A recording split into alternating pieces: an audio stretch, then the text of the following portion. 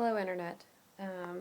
So I've actually tried to make this video probably 17 times, and I had finally completed one and then I didn't like it. Of course. So let's call this the trans dictionary. I realize that there are a lot of terms that we throw around within the trans community and that includes SOFFAs. It does include us. There are some people who will argue that it doesn't, but I assure you it does.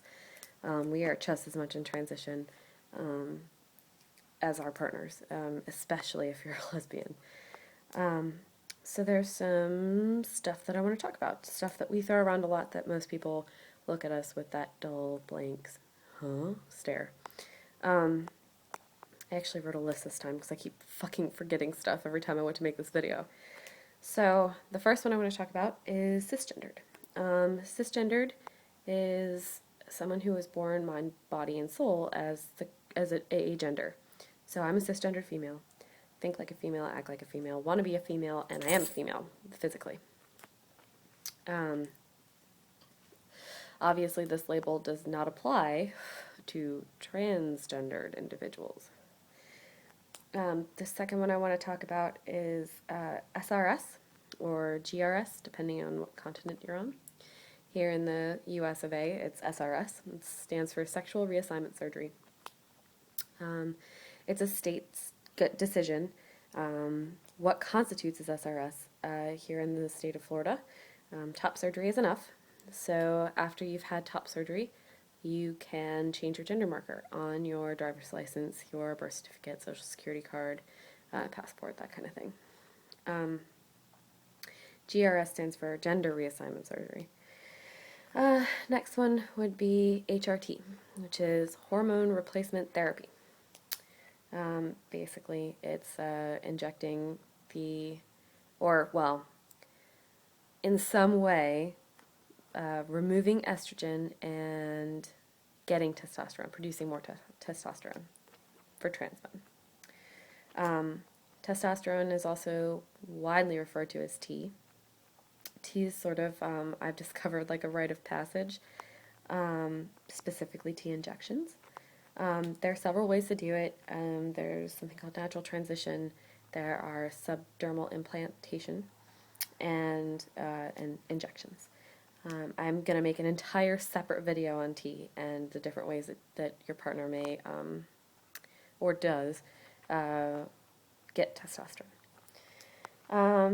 Next thing I want to talk about is binding. Binding is a way of compressing your chest to make your female anatomy appear as though it is male anatomy. So basically turns what appear to be breasts into pecs. There is a right way and a wrong way to bind. The right way is with a binder. The wrong way is with an ace bandage or duct tape. One single binder, by the way, not multiple binders. You can really injure yourself that way. And again, I'll probably make a separate video just for binding. Another one is packing. This is the one that my straight friends are usually like, what? If I tell them that, my partner is packing, they look at me in horror because they think that I mean he has a gun. Not what I mean at all, just so you know. Packing is, you get a device called a packer, imagine that, and it is basically a object that you put in your pants, your underwear specifically, to make it appear as though you have a flaccid penis in your pants. Because when you're looking at a guy and he's in, let's say, slacks as opposed to jeans. Jeans is kind of hard to tell depending. Some of those nut hugger jeans you can definitely tell. But say slacks, and even if you're not looking, it's pretty obvious that there's something there. If you're not a cisgendered male and you haven't undergone bottom surgery, not so apparent. So it's just something to help make you appear to be a male. Some packers are also STP devices. STP does not stand for Stone Temple Pilots in this particular instance. It stands for Stand P. There's a company called P3 who makes a STP packer. And They come in a variety of colors and shapes and sizes. Although most standalone packers are pretty small, and most STPs are also actually pretty small, because I don't know, something just wrong about a big honking penis. I don't know. Call them crazy. Basically, it allows you to pee while standing up, and some of them are funnel shaped, or they don't look anatomically correct, but some of them are rather lifelike. P3 being one of them.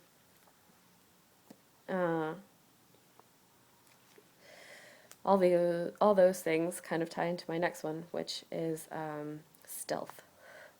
To be stealth and in transition means that you do not disclose that you were ever anything but a man. Like I said, in terms of trans men. So, like, if my partner is stealth, we go out, he's binding, he's packing, and we meet someone, and I introduce him as Jacob, and we never mention it. He is stealth to those people, because without me telling them, they would never know that he is not a cisgendered male. So that's called being stealth. There are some people who choose to live their whole adult lives as, being stealth, and I can't say that I disagree with that. I would if I was a trans man, which I'm not. Next one is kind of self-explanatory, and I'm going to make another video about the different ways to do this, but it's top surgery. The most common method for top surgery is called a bilateral mastectomy. They make 2 incisions that go pretty much from your breastbone to your armpit and remove all fatty tissue and mammary glands. The next one is bottom surgery, which is the act of converting a female vagina into a male penis. There's, again, like a million different ways that can be done. I like to compare it to buying a car. So let's say you want to buy a car, and you have the choice between a Hyundai, a Honda, and an Acura. All 3 of those will get you from point A to point B, but there's different levels. Some of them are more comfortable than others, some of them look better than others, some of them feel better than others, some of them are, same thing. There are, the baseline surgery is enough to, if your state requires bottom surgery for SRS, it's enough to physically make you male, but it's not good for much else. You can't really stand to pee, you can't use it for sex, blah, blah, blah, blah, blah. There are some that look more realistic, but you still can't use them for sex, and there are some that look like shit, but you can use them for sex, and there's a whole bunch, whole another video. Histo is a hysterectomy. It's removal of all female plumbing below the waist. Takes out the uterus, fallopian tubes, and ovaries. Occasionally they'll remove the cervix and just kind of sew that whole thing up, but I have heard that that is not common. The last thing that I want to talk about is the difference between someone's sex and their gender identity. My gender identity is female, and my sex is female, because I'm cisgendered. But my partner's sex is, for the moment, female, but gender identity is male. So,